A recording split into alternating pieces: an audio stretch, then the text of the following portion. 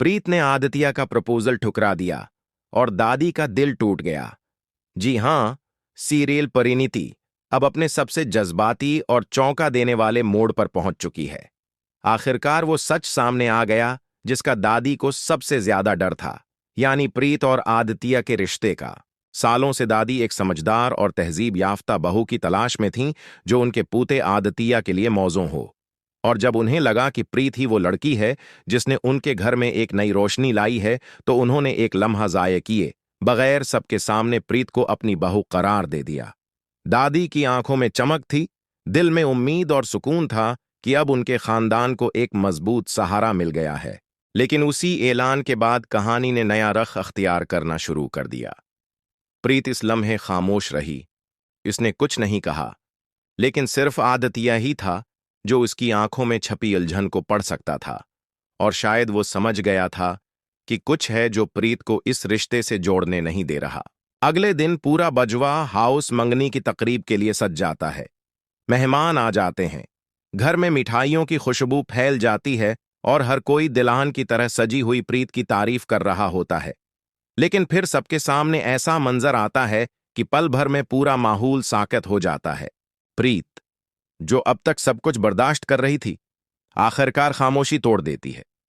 वो आदित्य को दी गई अंगूठी सबके सामने वापस कर देती है। उसकी आंखों में आंसू होते हैं मगर आवाज मजबूत। वो कहती है, मैं ये रिश्ता नहीं निभा सकती। सब हैरान रह जाते हैं। आदित्य सशद्र खड़ा रह जाता है। दादी का चेहरा जर्द पड़ जाता है और नेशा की आंखों में जीत की चमक साफ दिखाई देती है। दादी, जिन्होंने अब तक प्रीत को अपनी बहू मान लिया था, दिल शकिस्ता हो जाती हैं। वो समझ नहीं पाते कि एक इतनी समझदार लड़की जिसने खानदान के लिए इतना कुछ किया, वो अचानक इस रिश्ते को कैसे ठुकरा सकती है। इसी दौरान कहानी में एक और बड़ा मोड़ आता है।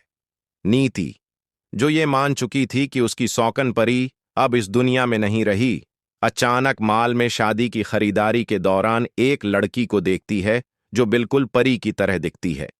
एक लम्हे के लिए उसका दिमाग साकत हो जाता है। जब वो लड़की का पीछा करती है तो वो हैरान रह जाती है। वो लड़की परी है, प्रेत नहीं। नीति का सिर चुकराने लगता है। अब उसे यकीन होने लगता है कि माँ बेटी यानी परी और प्रीत दोनों उसकी जिंदगी में वापस आ गई हैं और मिलकर उससे बदला लेना चाहती हैं। नीति की बेचैनी बढ़ने लगती है।